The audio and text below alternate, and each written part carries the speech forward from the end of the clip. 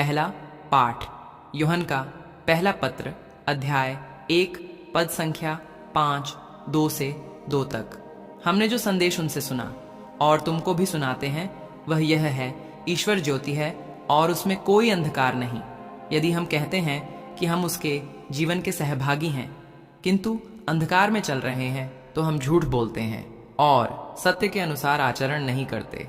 परंतु यदि हम ज्योति में चलते हैं जिस तरह वह स्वयं ज्योति में है तो हम एक दूसरे के जीवन के सहभागी हैं और उसके पुत्र ईसा का रक्त हमें हर पाप से शुद्ध करता है।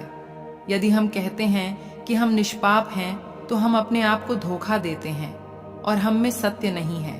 यदि हम अपने पाप स्वीकार करते हैं तो वह हमारे पाप क्षमा करेगा और हमें हर अधर्म से शुद्ध करेगा, क्योंकि वह विश्वसनीय तथा सत्य प्रतिज्ञ है। यदि हम कहते हैं कि हमने पाप नहीं किया है तो हम उसे झूठा सिद्ध करते हैं और उसका सत्य हम में नहीं है।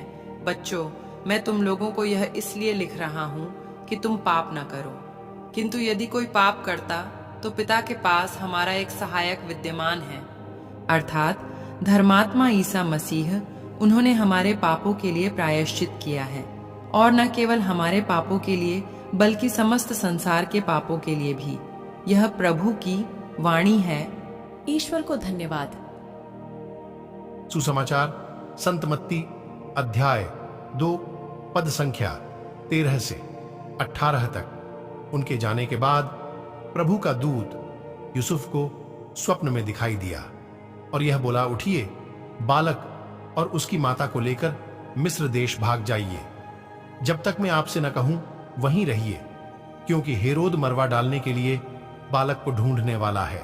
यूसुफ उठा और उसी रात बालक और उसकी माता को लेकर मिस्र देश चल दिया। वह हेरोद की मृत्यु तक वहीं रहा, जिससे नबी के मुख से प्रभु ने जो कहा था वह पूरा हो जाए, मैंने मिस्र देश से अपने पुत्र को बुलाया। हेरोद को यह देखकर बहुत क्रोध आया कि ज्योतिषियों ने मुझे धोखा दिया है। उसने प्यादों को भेजा और ज्योतिषियों से ज्ञात समय के अनुसार बैथलेहेम और आसपास के उन सभी बालकों को मरवा डाला जो 2 बरस के या और भी छोटे थे। तब नबी यिर्मयाह का यह कथन पूरा हुआ। रामा में रूदन और दारुण विलाप सुनाई दिया। राखेल अपने बच्चों के लिए रो रही है और अपने आंसू किसी को पहुंचने नहीं देती, क्योंकि वे अब नहीं रहे। यह प्रभु का पवित्र सुसमाचार है। हे ख्रीस्त, तेरी स्तुति हो। मनन चिंतन। जीवन का रहस्य हमारे जीवन काल में जारी रहता है। जैसे यीशु के समय में विलाप दुख था, वैसे ही हमारे दिन में भी विलाप दुख है। अफसोस की बात है कि हमारी दुनिया में कई जगहें ऐसी हैं जहां लोगों को काफी परेशानी उठानी पड़ रही है। यदि हमें कभी भी अपनी दुनिया में सच्ची शांति मिलती तो हम शायद इस ग्रह को अपने घर के रूप में नहीं पहचानते। हम सोच सकते हैं कि हम स्वर्ग में चले गए हैं। आप और मैं अपनी दुनिया को अधिक प्रेमपूर्ण और अधिक शांतिपूर्ण बनाने के लिए क्या कर सकते हैं? आइए हम आज अपनी दैनिक दिनचर्या में जिन लोगों और परिस्थितियों का सामना करते हैं उनके प्रति प्रेम पूर्वक व्यवहार करने और प्रतिक्रिया देने का प्रयास करें।